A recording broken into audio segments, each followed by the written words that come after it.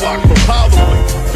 At 17 years old, I was one of those interns working out of his office, riding around in the Luke vans, getting people registered to vote. So I look as Luke as the father of Miami. But Luke, I just want to say I love you and I appreciate you and I'm grateful for you. I'm happy for you. You're proud. Luke Campbell Way, Liberty City, Dade County, 305. Make some noise for Uncle Luke. Everybody that's out here, they're out here because we all got something in common. And what we have in common is we help. We help kids like this. Gil Green helps and inspire. DJ Epps helps and inspire. Devontae Friedman helps and inspire. DJ Khaled helps tremendously inspire. My good friend Stan the Man over there helped. E-Class, who was here, helps and inspire. These guys do a lot of things that you all don't even know. I mean, teach, owns a restaurant, helps and inspire. I mean, that is what it's all about.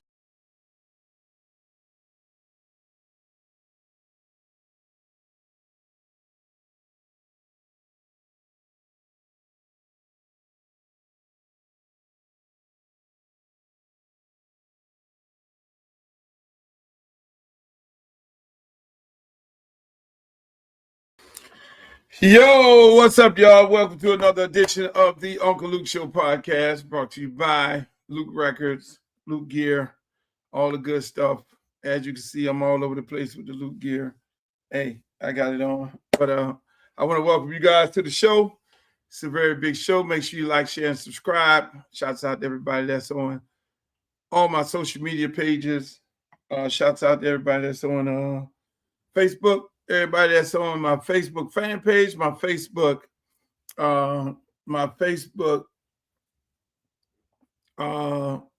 local page. I guess that's what you call it. Shouts out to everybody that's on TikTok.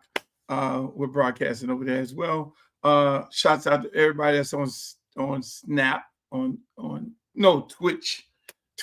I don't have a Snapchat. Everybody that's on Twitch.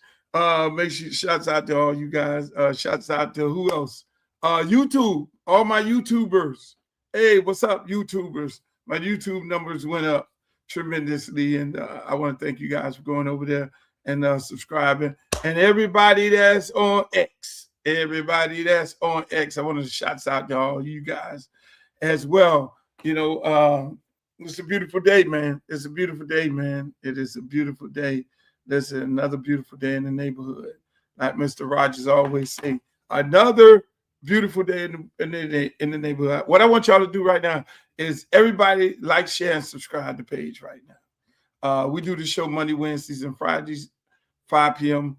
And then we rebroadcast it throughout the day and the night and the next day and all those things like that. And so, you know, we're that's what we do. And we've been trying to do it throughout my the period of running for office. It's been a little hectic. I want to thank you all for bearing with me and dealing with the off schedule, on schedule, and all those different things like that. But we're back on schedule right now. Unfortunately, I was a little late. I want to just say this here. I really want to thank everybody who supported my campaign for Congress. You know, I had something wrote down. I'm not reading that shit because, you know, I keep it a buck. I just go off of feeling and the vibe. I really want to thank everybody who supported the campaign. You know, to all the folks who believed in what we were trying to do, which was change Broward County, be a part of a new Broward County, a new Congressional District 20, stop gentrification, bring, you know, revenue and resources into the district that it desperately needs. And, you know, we were not able to do that. You know, it was hard. It was a major tall task. You know, I want to thank the 4,000 or 5,000 people that voted for me. Y'all believed in me. Y'all believe that we can get it done. And I'm sad that we were not able to do it for you guys and do it for the entire district. The people who didn't vote for me, hey, that's the system. That's how it works. You guys make a decision as to who you're going to vote for, and you made that decision. I have no ill will toward you. Um, uh, uh, that was your decision. That is how it works in this country. We go to the election polls, and people decide who they want to represent them, and not. And so, with that said, I highly respect everybody who made the decision to go out and vote for other candidates. This whole notion of all the candidates needing to consolidate, no, before I get into that, let me just finish. There are some people that I'm just texting that supported my campaign. I got to go down my Act Blue, my donation website, and I'm going to go down that list, and I'm going to create something very special for each and every one of those people who made a campaign contribution. There are people who made sweat equity contributions, and said they didn't want to die, like Miss Gloria, Commissioner Gloria Lewis. I never knew that lady from a can of paint. I met her on the campaign trail. I went to her school, Central Charter. We just connected. You know what I'm saying? We just connected, her and some of the good people there. And she just like, shit, I want to work and I don't even want to get paid. I'm like, no, I got to pay you. And Miss Gloria, when I tell you that lady went 10 toes down for this campaign, she has a friend in life with me. Because one thing, if you know anything about me, I'm a very loyal person.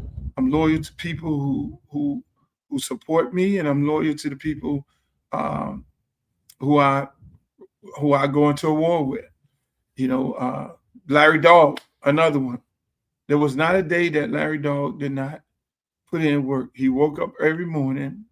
He's a comedian and a musician. He woke up every morning giving me a report as to where he went that night. And I called him, I changed his name. I called him the Nightcrawler. Larry Dog went hard. I mean, William Joseph went hard, connecting people, trying to get people to be involved. William Joseph went hard. You know what I'm saying? And if there are some stars of the show, Miss Sonia, my compliance lady, she came on, did the compliance, made sure the books and everything. She never wavered. She never wavered. These people, were so instrumentally involved in this campaign. The ladies, Deja, Miss Gloria, Miss Hill, Sasha,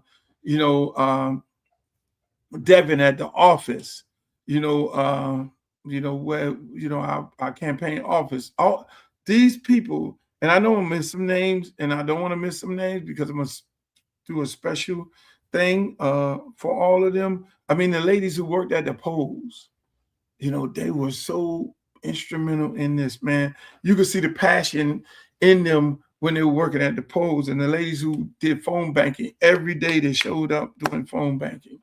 And they made phone calls on a regular basis. They like, Luke, people love it. People love it. People love it. And so, even the people at the polls, and when I visited the polls, they were not sitting down in the chair. They knew what this was all about. They got up. They got in people's faces. And when it was time to mix it up with other people, that which was only people that was really running with some nasty people out to the poll, Sheila, but that's a whole nother story. But they were going hard in the paint, those ladies. I mean, I learned so much from them, because, I did run many, many years ago. That was a special election. This was a real campaign, and there are people who, let me tell you, I was just Miss Zika Foster. I know she was coming in and out because she, was dealing with the things that she had going on in her life. And I really appreciate her. I mean, my man, my guy, DJ video extraordinary, John never when it was time to get something edited, all the edits that you guys saw me post, it was John that was posting those. It was John that was editing, and it was me that was posting on a consistent basis. So if I sent something, John edited and got it ready. He even hit me up today and said, "Man, I got something, man. Looking, always looked at, my text, and it was John sitting there. Look in your WhatsApp, because that's where we sent everything because of the high quality." Shouts out to my man Shaq. Yeah, see, I'm looking at John right here. Sent another video, man. I always be excited about what I'm gonna see from John. I'm always excited about what I'm gonna see from John.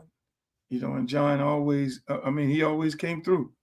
Dude came through every single time when it was time to, do a video for the campaign. So we had people, and again, that's another guy who did it as a volunteer. John didn't want a dime. So we had some great volunteers, people who I consider my friends. Like William Joseph. William Joseph volunteered. He pounded the pavement, called people, tried to make ends meet, did what he had to do. These type of people are loyal. Wendell Haskins. Mike Gardner. Mike Gardner went above and beyond. Rick Ross and his sister, man. Jesus Christ. Rick Ross and his sister. My good friend Armando at Aficionado, opening up his place to us. And look at that, Armando calling me right now. I can't talk to him. These people were so instrumental in this glow online, on social media, reposting things, talking about, the campaign and letting people know how serious it is, and one thing about me, man, I look at the little things. The little things for me is what count, and I look at those things. I look at, because that's what I'm a volunteer.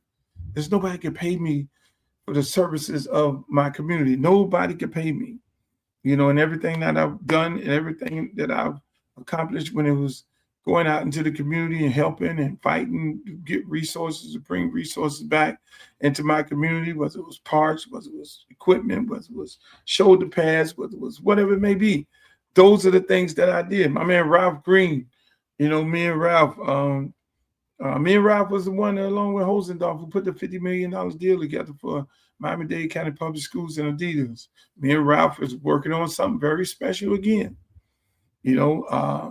We're doing that again, and so there's so many people. The owner of 24. Now, I never went in 24 in my life, but he felt so passionate about this, and I'm going to go over there. I'm going to go support 24, the owner of Booby Trap on the river. See, these are people who maxed out, who really came hard for this campaign. People who, they just felt the vibes and felt they wanted to be a part of this, So there were a lot of surprises, whether it was good surprises, and then there was a lot of bad surprises along the way. But unfortunately, that's what happens. That's why I put that quote from Martin Luther King up on my social media page. It was sent to me by someone, and it read, in the end, we will remember not the words of the enemy, but the silence of our friends. Dr. King. That was so deep. That was so deep in the moment that I really needed something to gravitate to without going off. But, again, like I've always said, God is in control of all this, man. I truly believe in him. I truly believe that he sends me into these areas for a purpose. This didn't happen for us. The election didn't happen. We didn't win, but we still won anyway. Because one thing about me, I'm going to try. if I feel the need to go and help people and bring some awareness to the issues that at hand, I'm going to do that. You know, people who told me, you know, hey, look, man, you a Dade County dude, man. You going to Broward. Broward ain't fucking with you like that. They're not going to be fucking with you like that. You know you know the beef between Dade and Broward, and for Broward to now accept the Dade County guy to be an elected official in there that's gonna be hard. You're gonna have to get over that first. You know, so I wasn't like I wasn't brain dead to that. I wasn't brain dead to that under no circumstances. You know, I understood that tall task, but in order to break that cycle of the hate between Dade and Broward County, in order to break that cycle, you have to try. You know, and so, you know, I've always represented the state of Florida. I am a Miami guy. I'm born and raised, and I'm 305 till I die, no question about it. But I've always represented the entire South Florida, Dade, Broward, Palm Beach counties.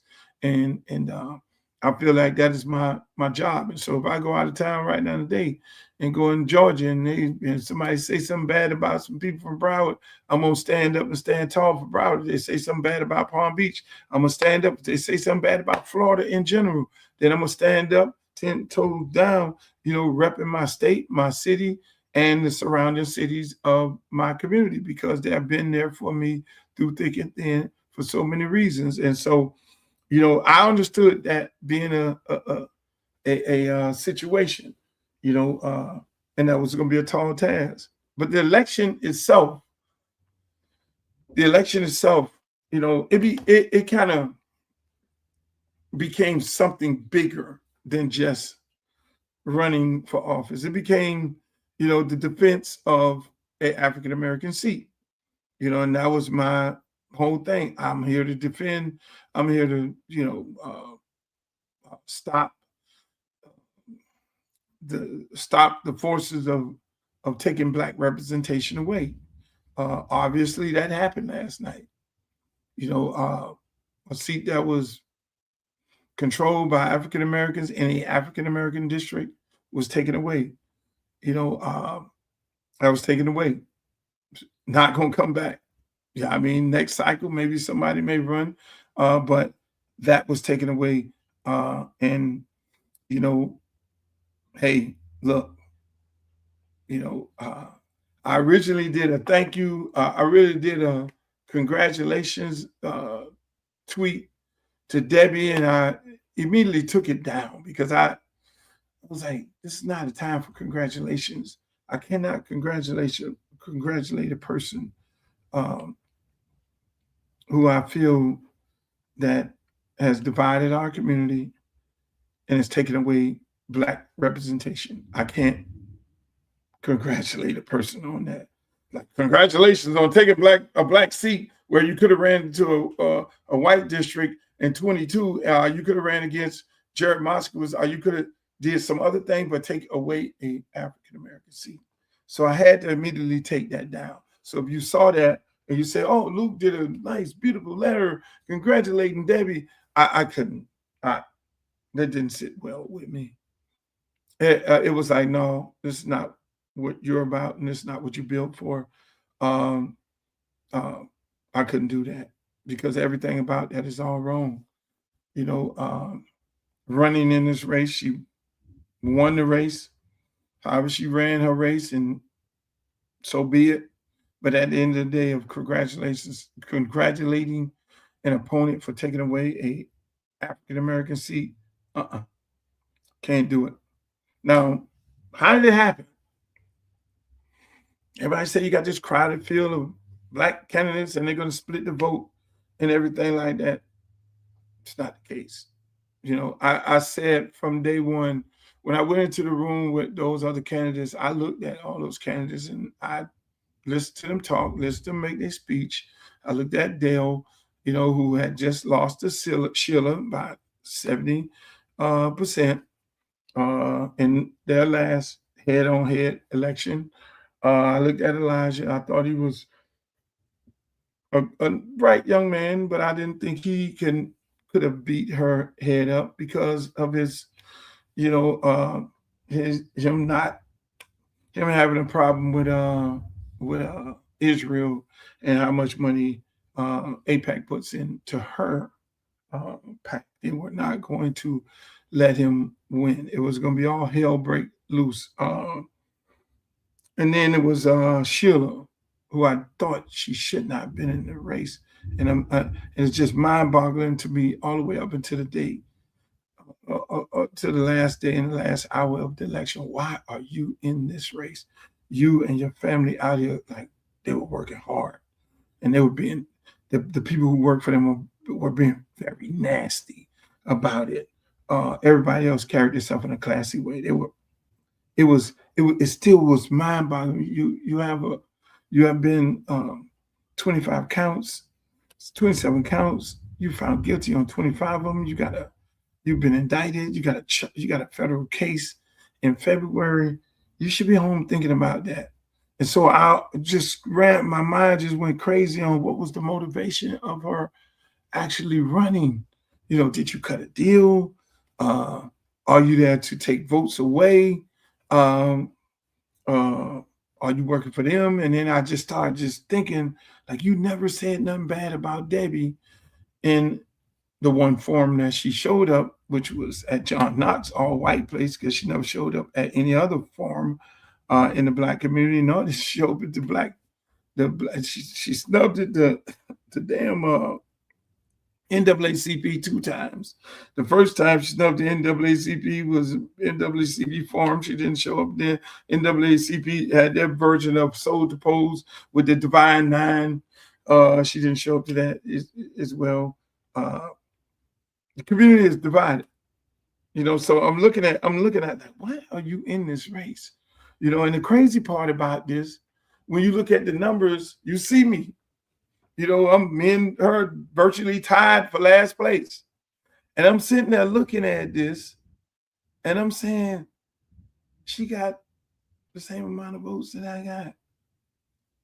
And I'm looking at the precincts and seeing where the votes came from. Large part of Debbie votes came from the white community. They showed up because they wanted a white representative, because they have been represented by African Americans for 30 years. And it was to them, it was a fight. And I was trying to articulate that to our people. Dale being Dale, Elijah, got a large part of, the LGBT community, because that's the community he's a part of. We knew that was going to happen. So then it went down the line. I got to overcome this thing of being from Dade County and Broward County, and will Broward County people support me? So I got a large amount of votes, which I'm happy about. A lot of them were transplants, Dade County people who moved into Broward County. I know that. But when you look at the numbers and people saying, oh yeah, y'all took numbers away from other people. I mean, let's be real. In Broward County, it is 334,262 registered Black voters. 334,262 Black voters. Debbie Wasserman Schultz won by 27,000 votes. Next person came was 14. The next was 7, and next two were 4. So when people make this argument that you took votes away, no, it was 279,000 registered voters that stayed home, that didn't feel that it was in their best interest to go out and vote. So that argument of splitting the vote makes no sense. When you have one guy with 14,000, another one with 4, another one with 4, another one with 7, and she sitting there with 23. Meanwhile, that comes up to damn near 54,000 votes, and you got 279,000 registered voters that's sitting at home and didn't find it interesting. So people who make that argument that somebody took some votes away from, that makes no sense. You're stupid. You're stupid when you make that kind of argument. No, you need to make the argument of the fact that 279,000 registered black registered voters stayed home. You have a total of 334,262 registered black voters, and only 54,000 showed up.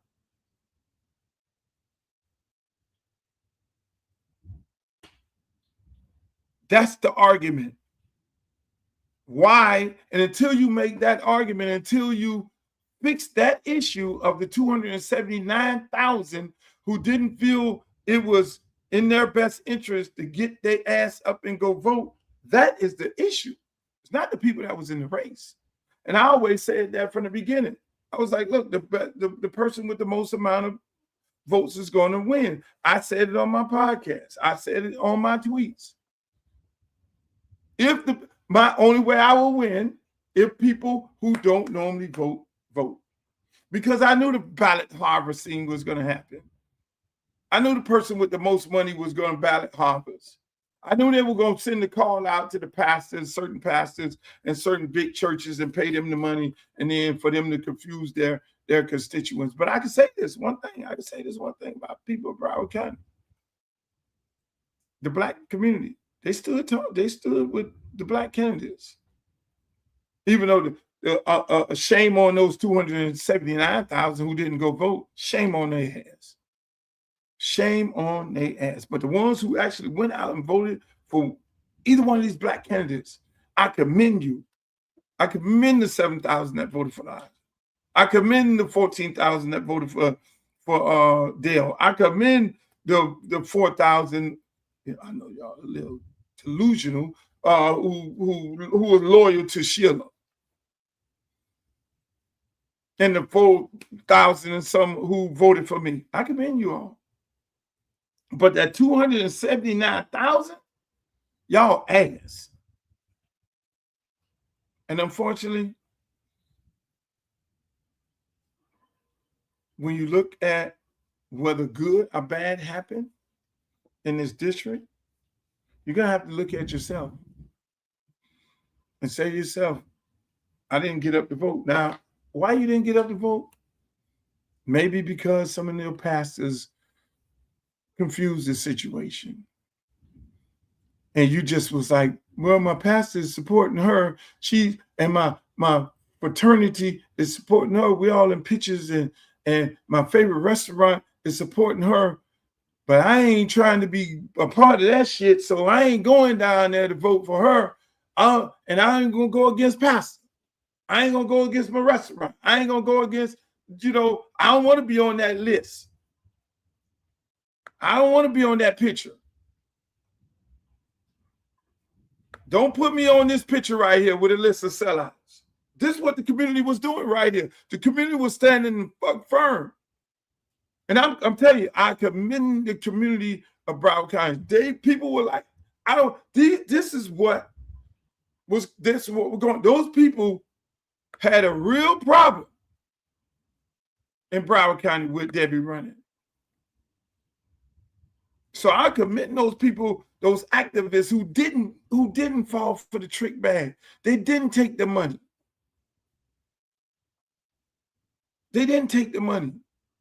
But shame on those pastors, and shame on that judge who put her in the car riding around like Miss Daisy to church after church after church. Judge Holmes. Shame on you, Judge Holmes. Shame on you. You are like the black person who influenced the slaves to get on the ship. You are no different than that person, in my opinion. Shame on her. And she's a fucking Republican. But at the end of the day, it was a great run. Learned a lot. Now here's my Haitian brothers and sisters. I know you stayed loyal to your girl, Sheila. That's a hell of a gamble. You hell of a gamble. But I say shame on Sheila for getting in this race and putting her people in this predicament. Sheila would tell me in the forums, and we would talk about how she got to where she's at, the things that happened with her COVID money, the things that happened in Washington. And she would tell me it was all orchestrated by Debbie, and she knew Debbie was going to run, and how Debbie and this and all these different things. She never said those things when she had the opportunity on the campaign trail. And I often wondered, why you ain't saying this? We did one forum together. I'm like, yo, you need to make this. Why you ain't saying the things that you saying to me about what you saying that Debbie did to you and how you got to where you're at right now in the situation which you're in right now? Make some hell of a, I'm not gonna talk about some of these things. Should have been her saying these things, but she didn't say it. So I often wonder, like, what the fuck did you do? Did you cut a deal with her to divide the vote? Somebody got in the race to cut a deal to get to divide the vote. So then I go back to the pastors and the confusion that they created within the community, and the community leaders like my man Devin and Vicente and May and Miss Perkins up there, man, those some soldiers. They were like hard in the paint. Oh, and I definitely gotta get a shout out to Joy Reid. I love you. Joy Reid, I fucking love you. I love Joy Reid. Joy Reid, of all those people, all the people who, that Democratic people, I mean, Joy, I was surprised. Roland Martin, shouts out to the Breakfast Club, every one of the people in the Breakfast Club endorsed me. Hey, man, Charlamagne, everybody on the Breakfast Club. I can tell y'all one thing. Them ladies on the Breakfast Club, boy, they drop dead gorgeous. Hey, look, that's a whole nother story. I went up there, I'm like, these motherfucking women here is absolutely beautiful. But that's a whole nother story there. But I'm just saying, man, there's so many people that think Tony Neal is a Republican. He's like, Luke, I don't fuck with this Democrat shit, man. I've been off that plantation long time ago, but I'm here for you. I mean, DJ Epps. But going back to the district, I'm praying that this is not going to happen. So Debbie wins with a large majority of white voters. The community is separated. The community is, they have a real serious problem with it. It's not like a regular race where you can go in and we can just smooth everybody over. This what type of race it was. It was stories like this written about a black restaurant and them Spoon, and that people should boycott it because she was in there. It was like the colonizer is in there. The person with the plague is in there. And the alphas got cursed out walking to the event, to the soul in the pole, as they walked down there to set their tent up, and they had to leave early because those people in Broward County were vocal about this. This is the type of literature that they put out. They had a serious, major problem with them. And anybody that supported her, whether it was a restaurant, whether it was a pastor, anybody, this is how it was. Now, none of the candidates in the race really went dirty on anybody. Nobody went dirty. Nobody. Elijah kind of poked, them in his way. But it was much more of a clean thing, but it was anything that was dirty, it can't, not necessarily dirty, but the community was visibly upset about her running and anybody that supported her. They went out hard. That's why you see they made a whole list of sellouts. And they're on that. They will be forever known as a sellout. So I go to now. Where do you go from here? She won. Okay, she won. Where do you go from here? I brought up the ballot harvesting thing. Everybody lost their mind. Everybody lost their mind because I said, damn, I can't believe I'm about to agree with Trump. There's some real ballot harvesting with these mail-in ballots. Goddamn. You know, because, you know, it was widespread and I'm looking at people and people buying people. I mean, that shit is real. So now, fast forward to right now where we at. She has to run against a Republican. A Republican who moved into the state of Florida just this year. He's a billionaire, from my understanding. He's a Trumpster, from my understanding. Now, if he had ran against another African American, there was going to be hard pressed for him to win. If he ran against another African American, it'd be difficult for him to win. He's running against a white woman, Debbie Wasserman Schultz, who has a very upset African American community. She won off of white voters. She probably got about 30,000 white voters to vote for her. Now, mind you, he won his election with about 60,000 votes. So Debbie is down 30,000 votes already. Now, fast forward to you're going into a general, you would expect all the Democratic candidates, okay, we lost fair and square, and we're going to go and support the Democratic nominee. That's going to be hard because Black people got a problem with her running in this race in the beginning. The Black community despise her. So normally you would be like Oliver Gilbert and Chevron. Okay, Oliver Gilbert, Chevron. Okay, all right. Oliver Gilbert going to run against a Republican, and everybody who is in the race, all the brothers and sisters going to put their support behind Oliver. The community it's going to be they're going to be a little upset, but the healing of it all is going to be okay. Not in this race. You had the Black Democratic Party saying no Debbie. You had the Black Caucus of Broward County saying no Debbie. Not no Debbie, not no Diddy, but no Debbie.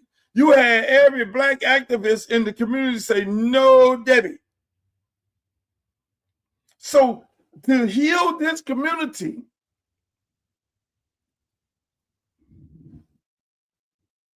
it's going to be very difficult.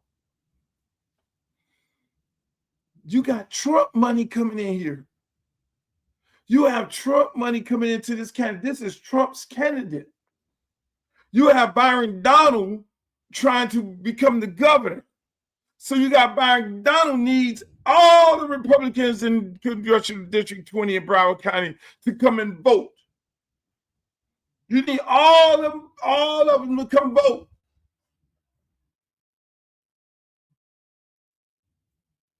Byron Donald is going to get some Black people. Byron Donald is going to get behind this shit.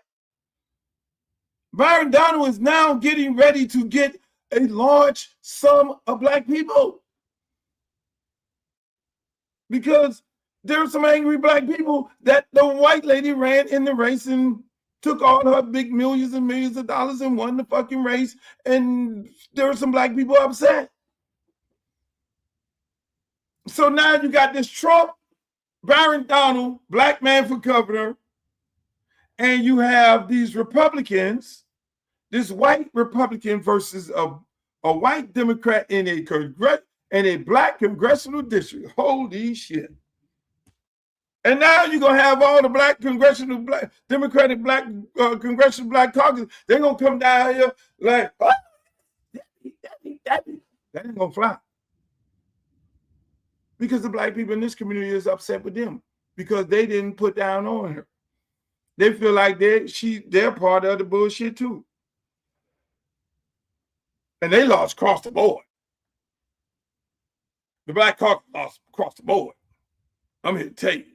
Because their candidate in 24, Kendrick Meeks, got beat by Oliver Gilbert, the guy who I had on this very show. So he wasn't their choice. And Nikki Free, the head of the Democratic Party, shit is blowed up because her candidate, Sharon Jones, did not win. Nikki Free might as well resign right now. Nikki Free needs to just go ahead and send in her letter of resignation because what she allowed Debbie to do and didn't say nothing until she qualified, that's bullshit. Until she qualified, her jumping on the Sharon Jones train and grooming him because he fits the mold of how and the type of people that Nikki Free and her people like to have as a black representative. Let's face it.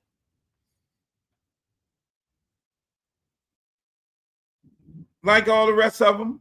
And the Congressional Black Caucus, who all supported Kendrick. And now you got Oliver Gilbert, who, it hurt me. That's my friend. And let me say this about this. I'm going to say it publicly. Rudy Moise, we lived in the same building together at the Grand.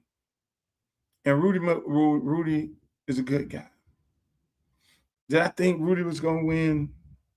No, but Rudy came to me and said, Luke, can you support me? I want to support you. Rudy had already endorsed me in this race and asked the Haitian people and said, I want to do it and so he said, I want to support you. I want to do a joint commercial. You support me. So if you look at so I supported Rudy, endorsed Rudy. I know that kind of hurt Oliver because me and Oliver are real good friends, but hopefully you understand. Oliver is my guy, and I'm so happy. So God don't make no mistakes. But going back to Broward County, but I love Oliver. He was the only candidate I had on this show. He was the only one from 24 that came on this show, and he's always came on this show. And so I love Oliver, and I'm so fucking happy. That was the best thing happened to me. I was down and out last night. I was very upset. You know what I'm saying? You go to thinking, but then when I looked across the TV and Oliver won, I was fucking, that helped my night. And I love Oliver, and people support Oliver, and I'm gonna make a donation to Oliver, and because he's rightfully so deserving of that job. But going back to this race, so now you got two white candidates going. You got Trump money coming in for the white Republican. You have a situation where not only did African Americans lose the seat in Congressional District 20 that they've held for over 30 years, you are in a situation that there's a strong possibility that the Republicans win that seat. Because it wasn't the candidates going after each other. It was the people having a problem with Debbie running in this race. Can she overcome that? Lord have mercy. I don't think so. It's venom in the streets of Broward County.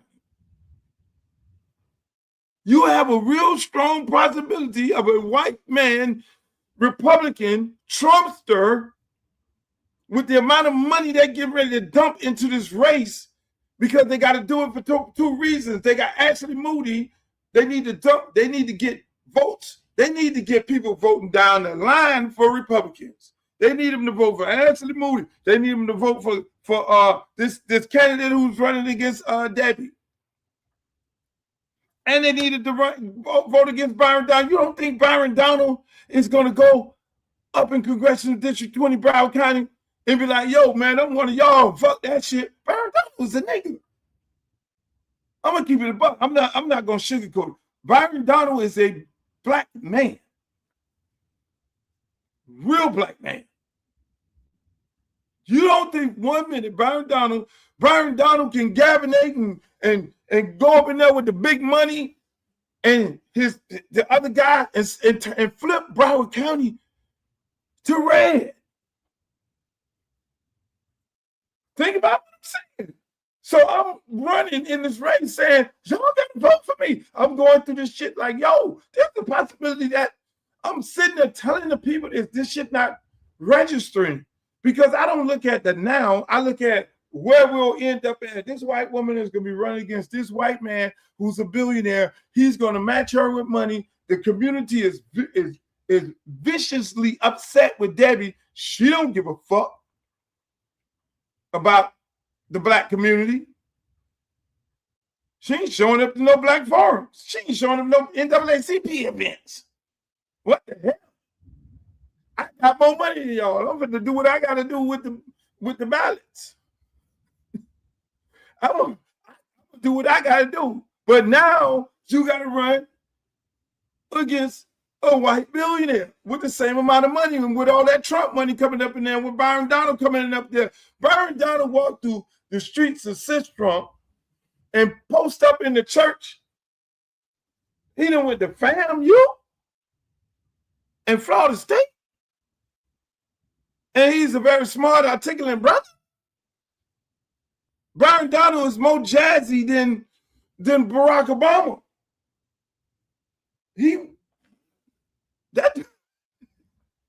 So he up in there saying, vote for my homeboy here, dumping money into that. There's a strong possibility that we lose not only we've lost to a white person, but there's a strong possibility that we lose the seat to a fucking Republican, a Trumpster, a ICER. Ooh, a ICER?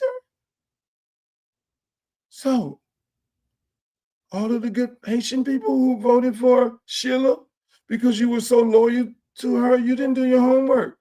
You didn't listen to me. So now, Ice baby, win. What the fuck you think he's finna do?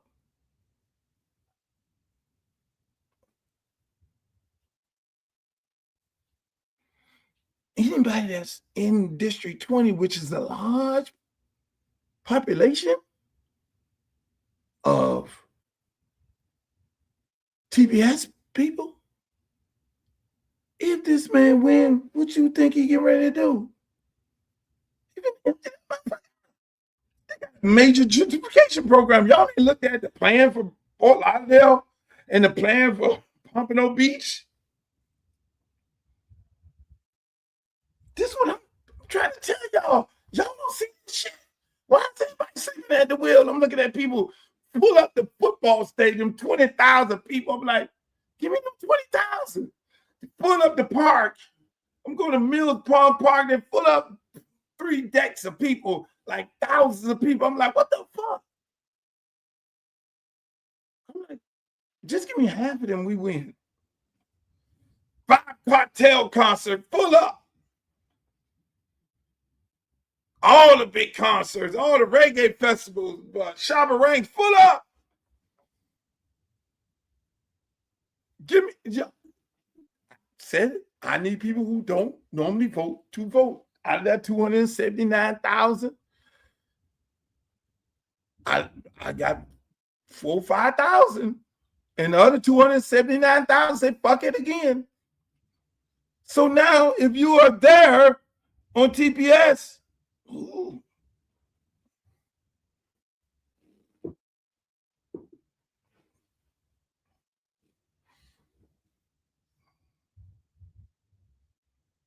there's a strong possibility these people vote down ballot. They coming in there, guns are blazing. They know this community is fragile. They know this community is upset about Debbie running in the first place. How do she heal this community now? How do she heal this community and going into the community and say, I love you, and you never showed up when it was time to show up to debate the issues with the other black candidates?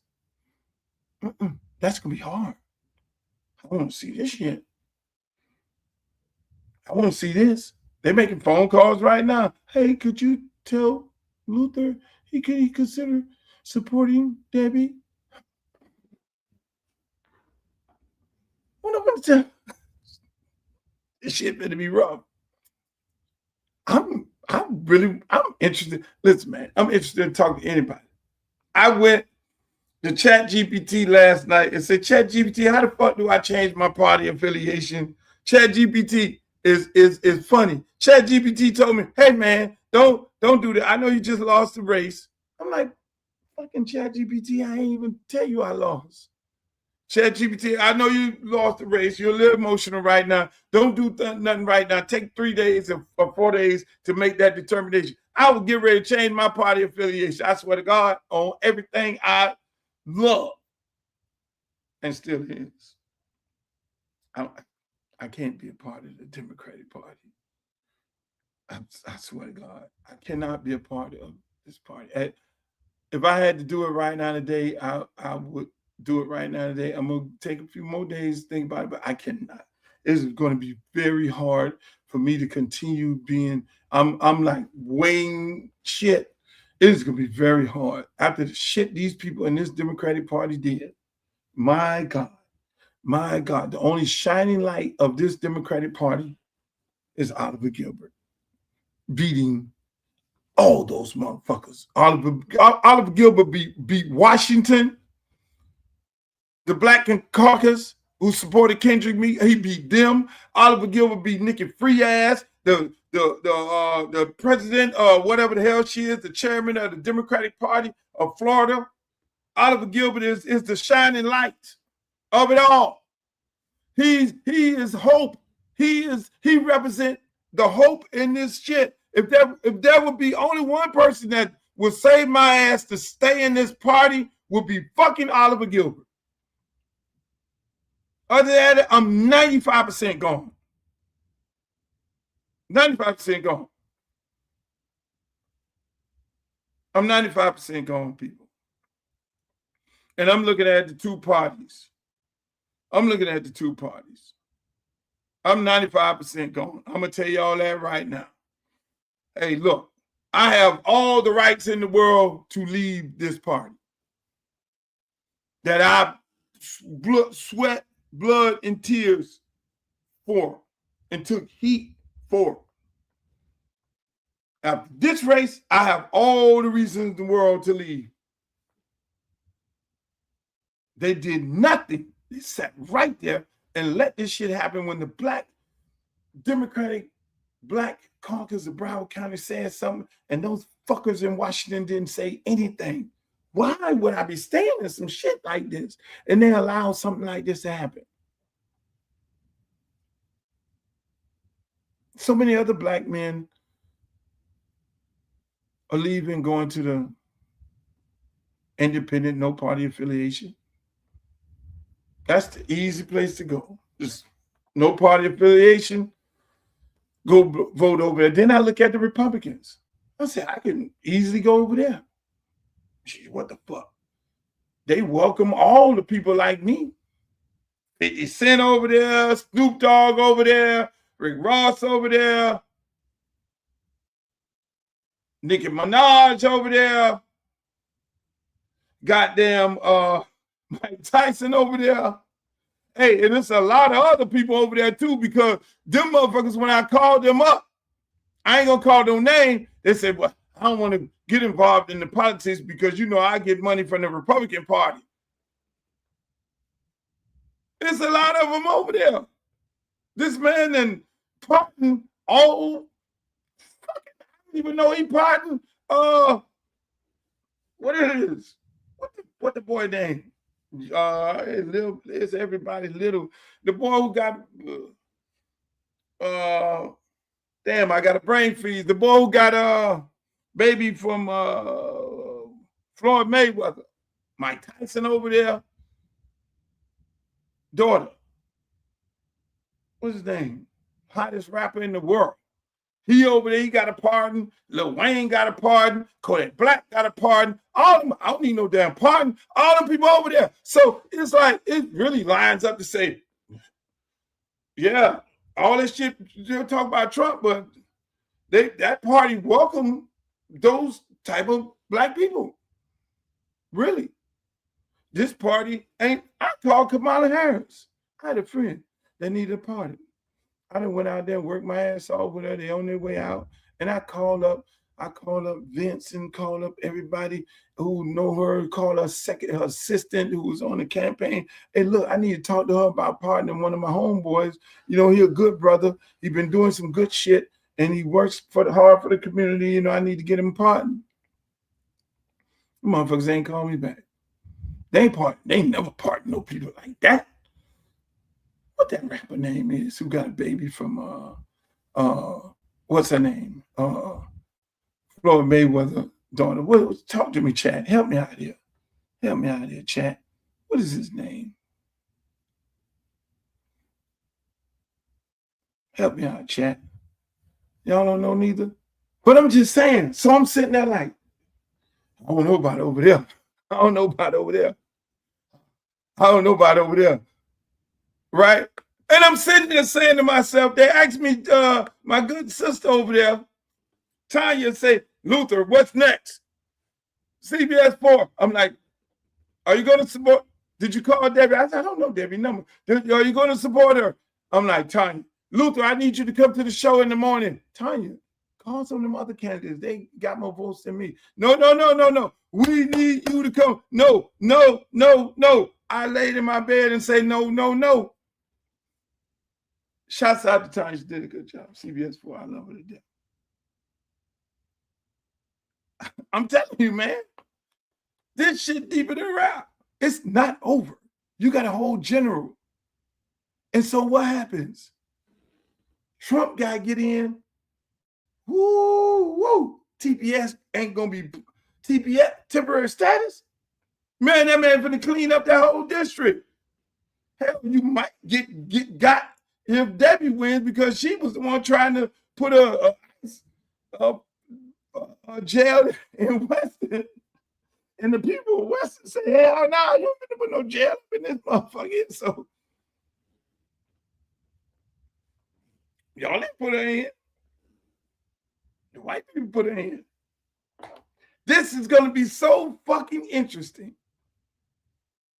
So again, 279,000 people that sat home. It's going to be interesting. You guys sat out this election, and I kept saying on every one of my posts, this is the most important election in the history of Broward County. You're not going to be able to say I didn't say it.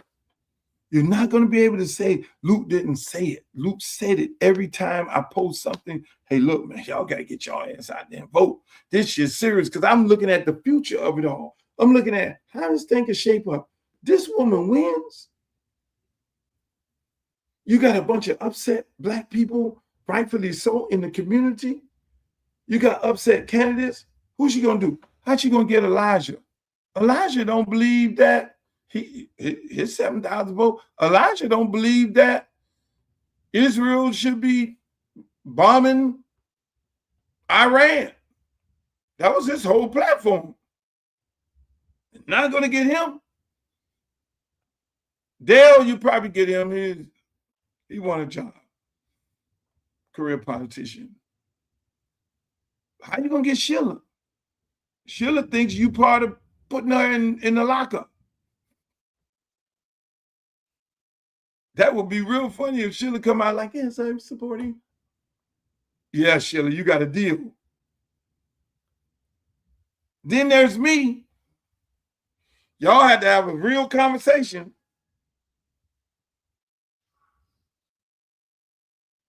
So it's amazing as to what's going on and how this thing going to unfold. This seat can actually end up becoming a Republican seat.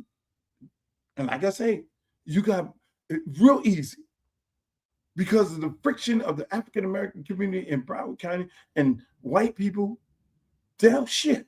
You think these white Republicans ain't gonna get up and be like, oh shit, we can take over Broward County. And Donald Trump rolling up in that motherfucker with the motorcade and Byron Donald going up in the black churches.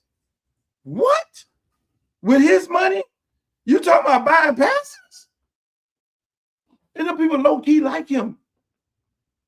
I like him. You know why I like him? Because Jolly never said nothing. I spoke to Jolly on the plane. We both qualified at the same time. I said, Jolly and Graham, two things.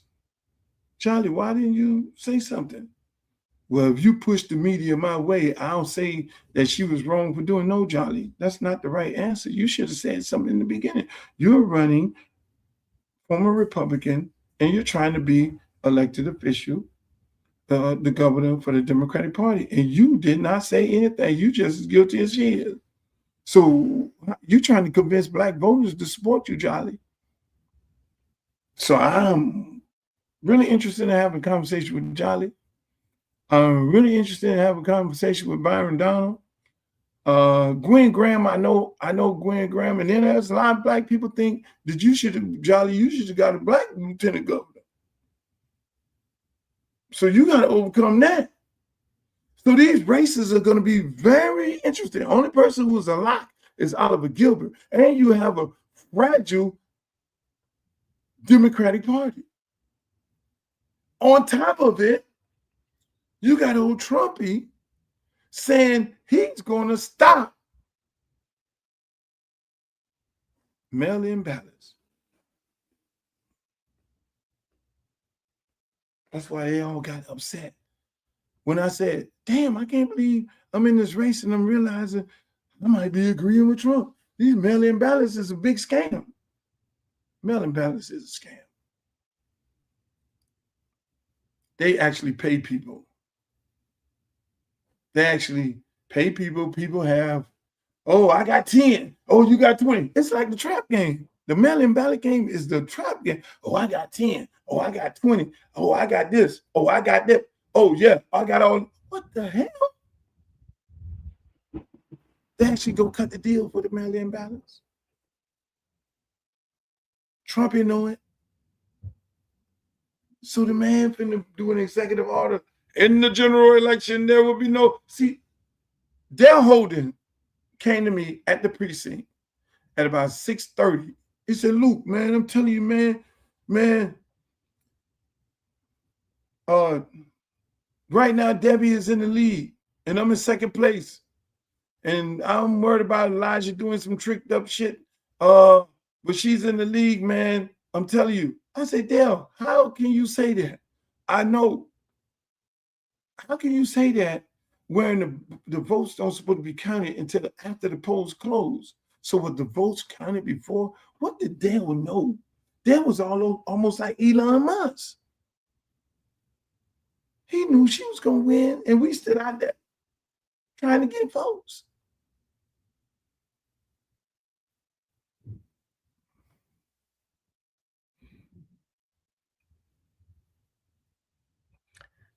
This is going to be very interesting.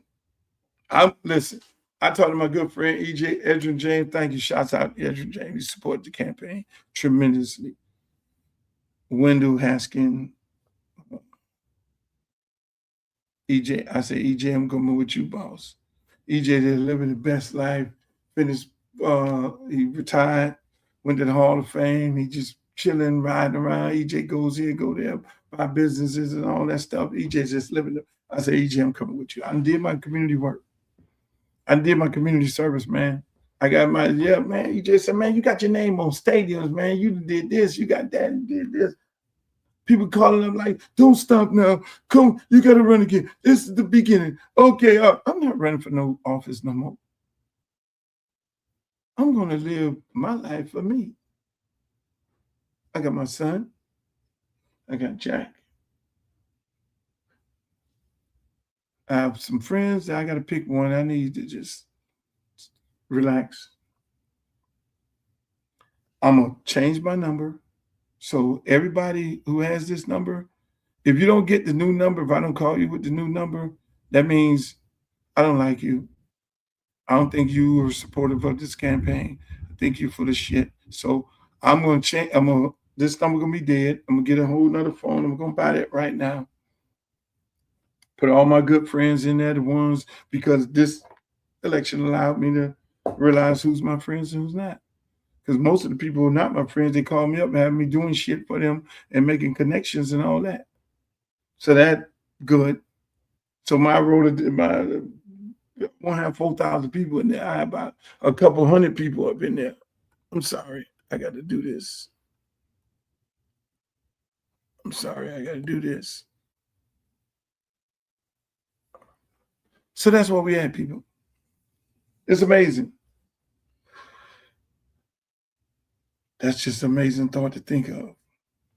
That there's a strong possibility Broward County may go red with a red congressman because of how this election really went.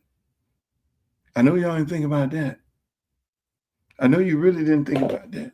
You did not think about that at all. But I did. And I told the people, I told the white people. And it gets even worse. Look at what y'all have to deal with, us. You have Hakeem Jeffrey having a problem. Now, these people changing their tune. They knew what they were doing. I'm running on Medicare, Medicaid, and for all. Look what the House Speaker said just the other day. Move on to Medicare for All. You co-sponsored Medicare for All legislation from 2013 to 2021. You've not co-sponsored it since you became Democratic leader. Will you put Medicare for All up for a vote if you become Speaker? Well, listen, these are all conversations that the House Democratic Caucus is going to have. Right now, we're focused on November 3rd, not January 3rd. What we are promising the American people is that we're going to fight to make health care affordable for every single American. And we know there's a lot of damage that Republicans have done that we've got to restore and repair. For instance, Republicans have enacted the largest cut to Medicaid in American history. More than $1 trillion or so has been cut from Medicaid, and what you're going to have is about 14 million Americans lose access to health care. Do you personally support Medicare for All? Do you personally support Medicare for All? No, as you indicated, I haven't co-sponsored the Medicare for All legislation that has been introduced over the last several years. I do think we...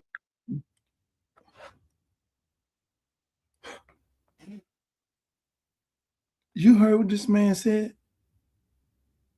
He couldn't get out of his mouth. He doesn't support Medicaid. Who's on Medicaid?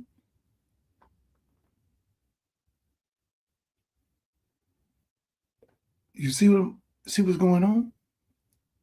Do y'all see what the fuck is going on? Hakeem Jeffrey, the lady clearly asked him, do you support Medicaid? The man danced around. Say you sponsored it before. Do you know who gets Medicaid? Do y'all know who? This is what I was trying to know. I'm going there to fight for Medicaid and Medicare. Who's on Medicaid? Chat. I don't want to tell him. Who's on Medicaid? Who?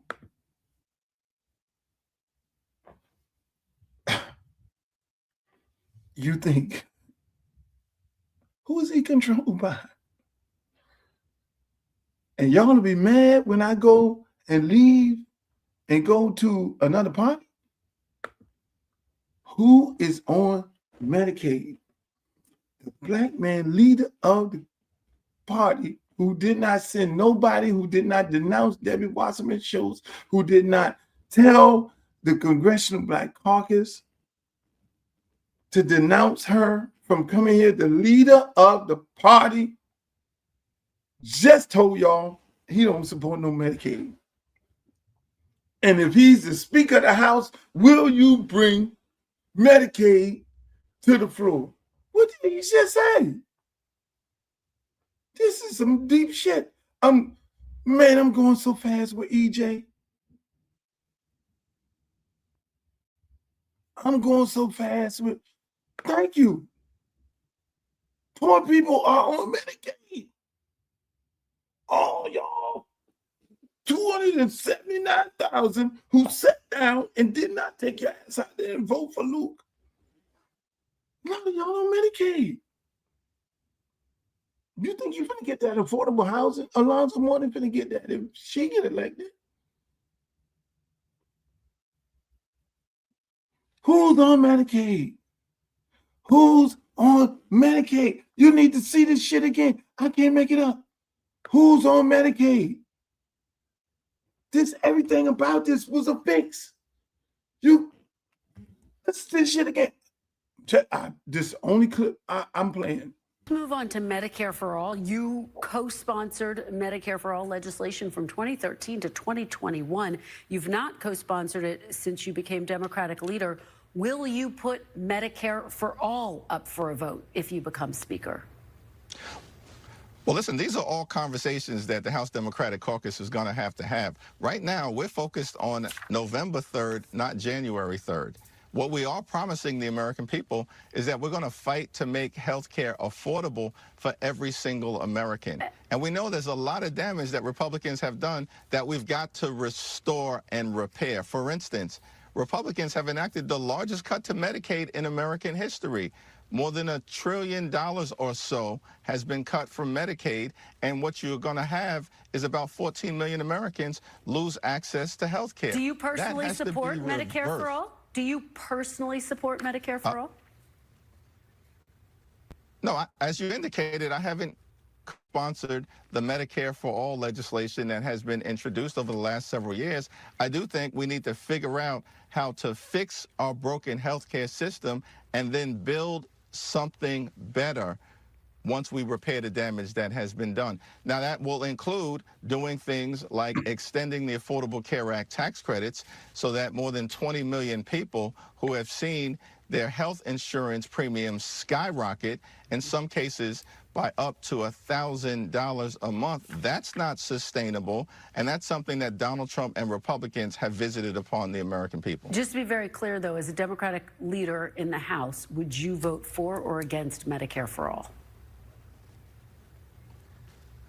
I think, as you've indicated in your question to me, it's not legislation that I currently am co-sponsoring or that I support. Okay. But we do support the notion.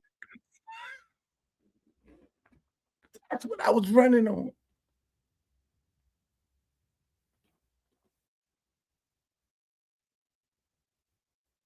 That's what I was running on. I was running on something that did not align. I'm for poor people.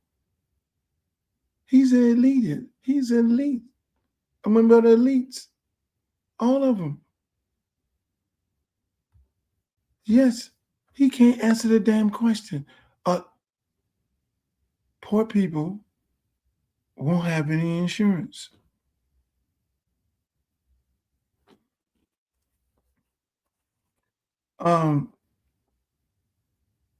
And no black person is going to be up there because he's the leader of the Black Caucus too. And he's going to be the leader of if the Democrats take over the House, he's going to be the House Speaker. He's not bringing it to the floor. He's not bringing anything to support poor black people. Those black people, and y'all want me to stay in this party? Y'all going to be mad with me when I go somewhere else? I don't give a damn. Be mad. Be mad. I'm ready for all the smoke. You think I want to stay in some shit like this where the Black Congressional Caucus members have a problem with sponsoring a bill to protect Medicare and Medicaid? Medicaid. Poor black people. Medicaid. He said no.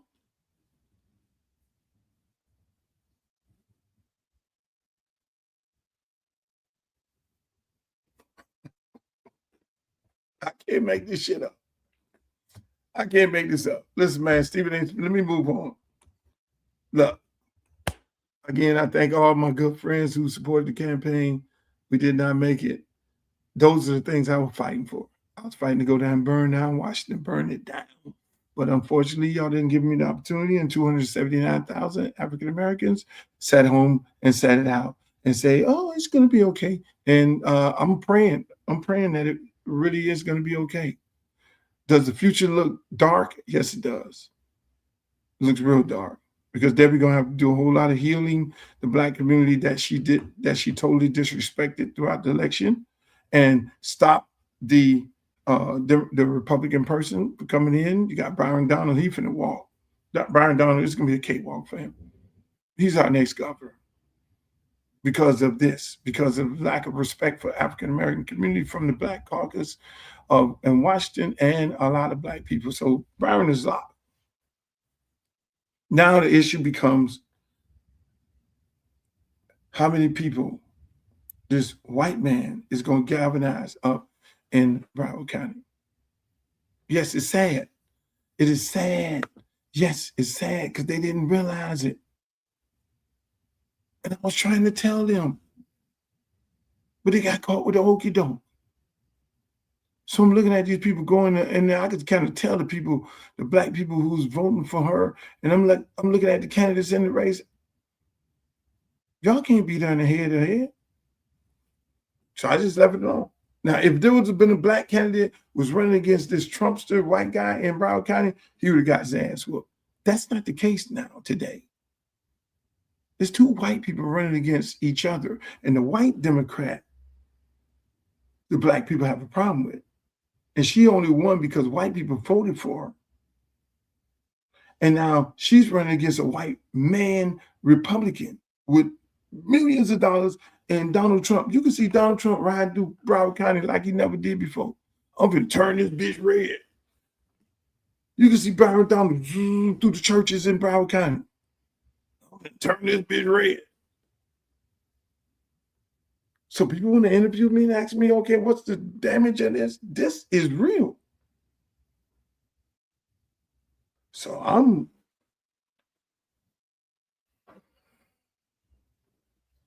chilling. No party affiliation, independent party. Look like I'm 95% there. 95% there.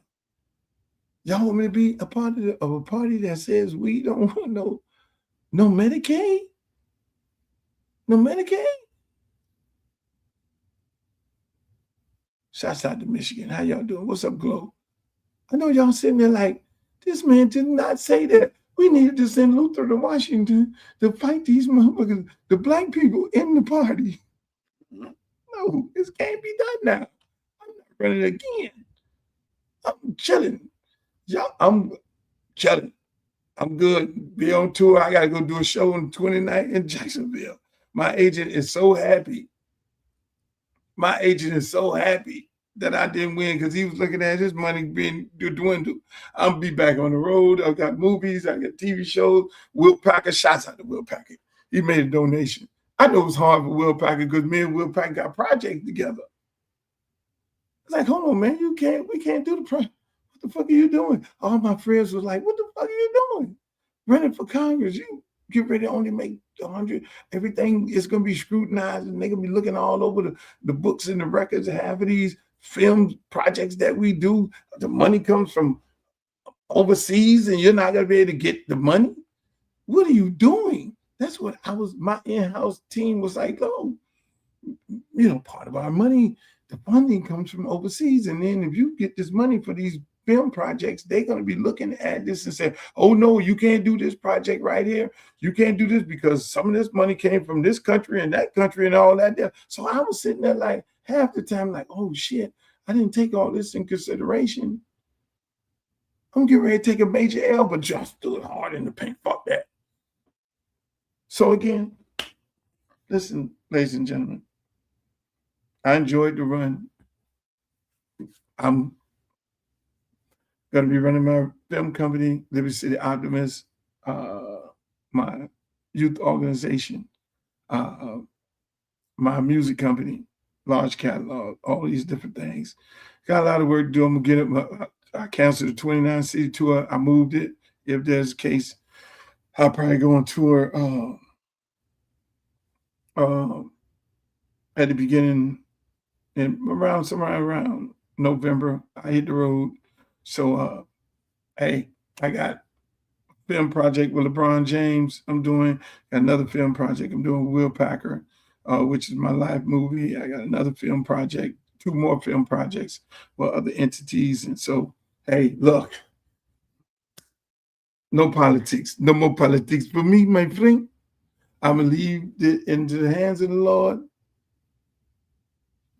That's right. You said it best, my friend. No politics. I tried. I get on here and talk about politics, sports, politics, and entertainment. I felt like I knew where the direction of the country and the direction of the country was going in. And I said to myself, I don't feel good by not trying to help, not trying to go out and be the voice of reason or going to Washington and do some work to help people. I was never going there to be in there forever like some of these other people, because I'm not a politician. I was going there to genuinely help these people of Broward County. You know, so I'm not mad that they chose somebody else or they sat down. They set it out. I'm upset about the direction in which it's going, but I did my part. I can genuinely say, and I feel real good about it, that I extended myself and I put myself out there to actually help. Now, did the people want that? No. I'm good. People calling me up, oh, you got, I know that's the beginning, but you just started. You got no. Ain't no, I don't thrive to be a politician. That's not my thing. That's, I help. I get more things done in the back room than I get done in the front room. And so that's what I do. That's why I've gotten so many things done in the community that I live in. You know, it's always a thing of, you could be the king who's going to get shot at all the time, or you could be the kingmaker. So now I'm back into the role of being the kingmaker. I'm going to endorse somebody. If somebody's talking good, I'll sit right in and endorse them. Hey, I'll talk to David Jolly. I'm going to talk to Byron Donald. I'm going to talk to Debbie if she wants. And I'm going to talk to her opponent. I fully endorse Oliver Gilbert. You can put that in the bank right now. But at the end of the day, when it comes to all of this, man, that's where we at. It's got to be what you're going to do for the people. Just that simple. Ladies and gentlemen, that's my show. I would like to thank you all for joining me. I was going to get into some Stephen A. Smith, but I'll do that later on. That's a whole show that needs a whole lot of attention. But until the next time, may the good news be yours. I love you all. Peace. Love you. Have a good day. The next great congressman from the state of Florida, and his name will be Luther Campbell. I'm Civil Rights Attorney Ben Crump, often referred to as Black America's Attorney General. I grew up in Fort Lauderdale, Florida, went to high school at South Plantation High School. My dad still lives in Parkway. We want to make sure we have